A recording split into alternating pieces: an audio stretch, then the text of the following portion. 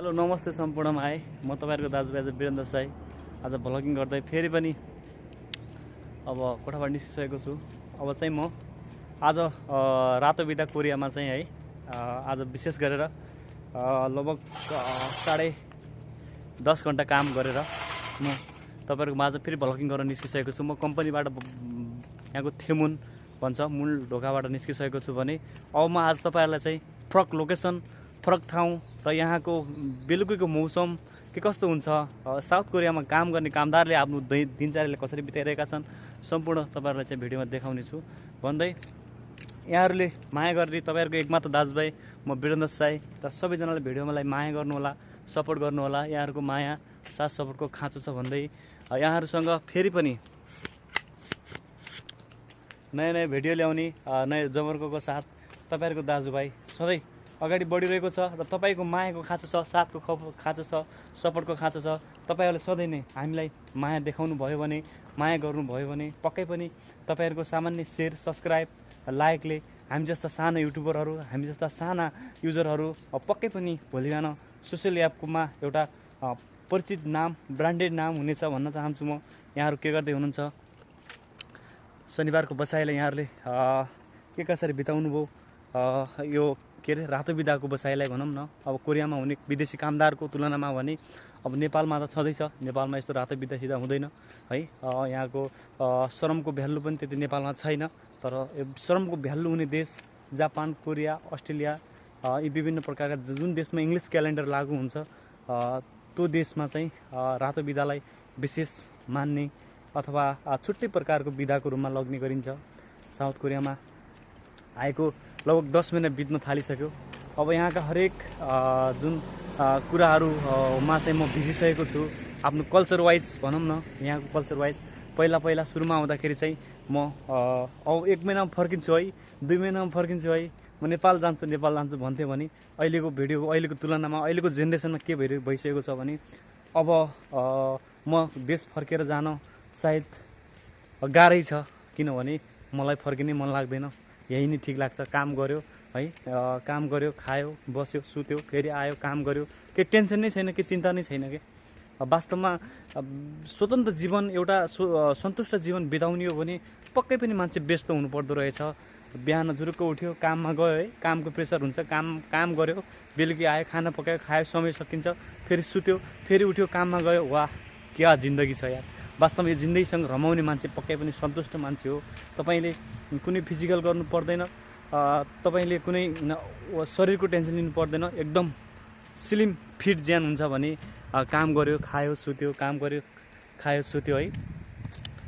क्या मजा छ के लाइफस्टाइल। तपाईको शरीर यस्तो स्ट्रङ बन्छ नि हैन।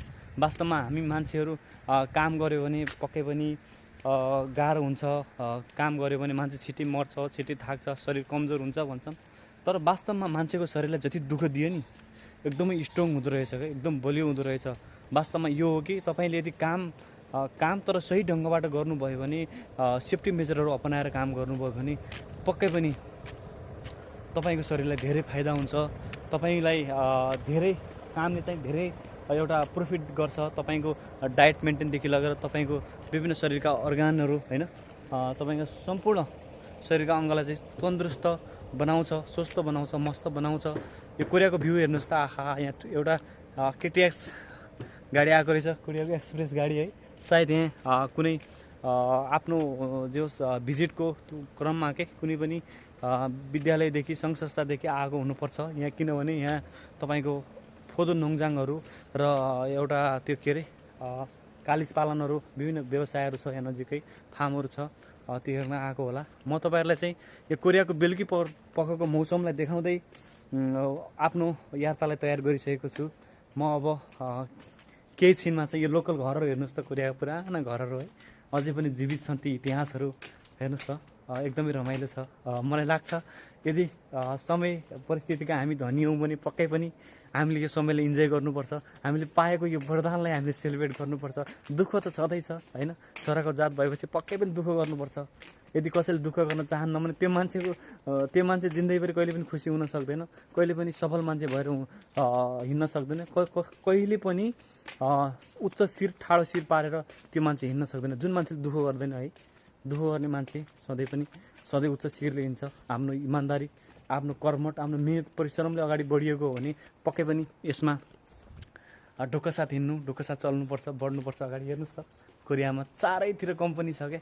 यो कम्पनी खोल्नुपर्छ, कम्पनी बनाउनुपर्छ र पैसा कमाउनुपर्छ भन्ने अवधारणा कसले ल्यायो?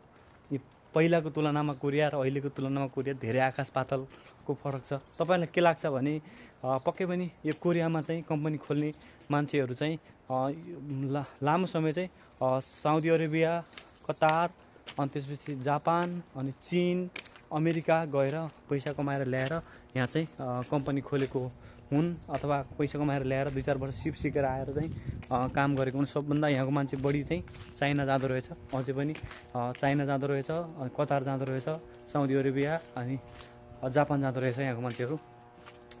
अनि हाम्रो साउनीले कुरा गर्थ्यो कि हाम्रो तेरो साउ पनि, अथवा मलाई के तेरो साउ पनि धेरै लामो समय चाहिँ बाहिर बसेर आएर यहाँ चाहिँ कम्पनी खोलेको, हामीले कम्पनी खोलेको चाहिँ 40 वर्ष भइसक्यो भनेर कुरा गरिरहेको थियो साउनीले है।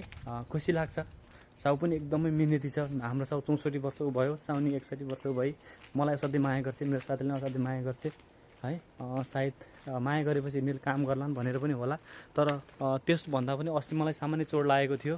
सामान्य चोट लाग्दाखेरि सामान्य चोट मात्रै हो, म हस्पिटल जान्न भन्दा पनि साउनीले मानेन, कराएर गाडीमा लगेर अझै पनि घाउ सन्चो भइसक्यो। 2-3 दिन आएर हेरिसक्यो तेरो घाउ कस्तो भएको छ, के भएको छ, अनि त्यो अझ फेरि पनि मलमपट्टि गर, राम्रोसँग सन्चो भएको छैन भने राम्रोसँग गर है, गर, बिरामी बहिन्छ, स्वास्थ्यभन्दा ठुलो कुरा केही होइन भनेर कस्तो केयर गर्छ है। अब सायद त्यो माया देखाएको केही नभए केही त होला, तर वास्तवमा राम्रो मनदेखि सोच्ने हो भने, केयरिङको हिसाबले हेर्नु हो भने वास्तवमै उनीहरू कोरियनहरू एकदमै भावना एकदम मनकारी हुन्छन्। उनीहरूलाई इमान्दारिता मनपर्छ, झुटो बोल्न जान्दैन है। हेर्नुहोस् त अब कोरियाका विभिन्न ठाउँमा यति धेरै कम्पनी छन् नि साथी, होइन? हाम्रो यो एरियाको चाहिँ हाम्रो एरियामा यति धेरै कम्पनी कि त्यो कम्पनी कुरै छोडिदिनुहोस् कि यहाँ 24 घन्टा 12 मास चल्ने कम्पनीहरू छन् क्या। यस्ता कम्पनीहरू छन् है यहाँ, विभिन्न प्रकारका कम्पनी, प्लास्टिक कम्पनीहरू भयो, तपाईँको अल्कोहलको कम्पनीहरू छ। यो पुरै एरिया कम्पनी हो क्या। हेर्नुहोस् है, म देखाउँछु, हेर्नुहोस् त यो पुरै एरिया, यो पुरै एरिया कम्पनी हो क्या, पुरै एरिया। यता फोतो नङजाङ छ भने हाम्रो कम्पनी चाहिँ ऊ पारी त्यो कम्पनी त्यहाँ हाम्रो छेउमा छ भने हाम्रो कम्पनी चाहिँ वरिपरि जङ्गल छ क्या। हेर्नुहोस् त, आहा, हाम्रो कम्पनीको छेउमा यस्तो जङ्गल छ। यो हाम्रो कम्पनीको अर्को जङ्गल हो भने यता अब यो खोला नै भइहाल्यो, खोला है छेउतिर। यहाँ चाहिँ ठुल्ठुला कम्पनीहरू छन् है। अब यो पुलमा आइसकेँ म, पुलमा आइसकेँ। हेर्नुहोस् त कति राम्रो छ कोरिया।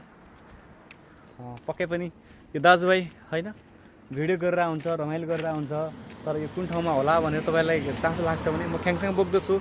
ख्याङसाङ बोक्दोको यो फेक्सन सिटीमा छु। यो तपाईँहरूलाई फेक्सन सिटीमा चाहिँ केही विषयमा खुल्दो लाग्छ, केही विषयमा जान्न मन लाग्छ भने आउनुहोस् है।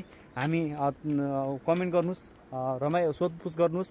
मेरो लिङ्कमा नम्बर पनि छ, सम्पर्क गर्नुहोस्। मैले जानेका कुराहरू म तपाईँलाई सिकाउँछु, तपाईँहरूबाट जानेको कुरा म सिक्छु भन्दै आफ्नो बसाइलाई यथावत गर्दै कोरियाका विभिन्न ठाउँ, विभिन्न जङ्गल, विभिन्न कुना काप्चाहरूसँग आफ्नो दिनचर्यालाई रमाउँदै आफ्ना थोरै जानेका बुझेका कुराहरू सामाजिक सञ्जालमा प्रस्तुत गर्दै तपाईँहरूको दाजुभाइ म वीरेन्द्र साई सधैँ नयाँ भिडियो, नयाँ भ्लगिङका साथ उपस्थित हुनेछु। यहाँहरूको मायाको खाँचो छ। मलाई पनि भविष्यमा ठुलो प्लेटफर्म युट्युब जस्तोमा चाहिँ तपाईँहरूको दाजुभाइ, तपाईँहरूको गाउँले दाजुभाइ एज अ वीरेन्द्र साई तपाईँहरूले चिन्जानको अनुहार यो फेरि एकचोटि चम्किनु मन छ, एकचोटि फुल जस्तै फुल्नु मन छ। सबैजनालाई माया गरिदिनु होला, सपोर्ट गरिदिनु होला। यहाँहरूको माया खाँचो, माया साथ सपोर्टको एकदमै आभारी छु। मलाई लाग्छ सम्पूर्ण दाजुभाइ, एकमात्र दाजुभाइ म वीरेन्द्र साई, सम्पूर्ण दाजुभाइले माया गरिदिनु होला। ओके, बाई बाई, नमस्ते।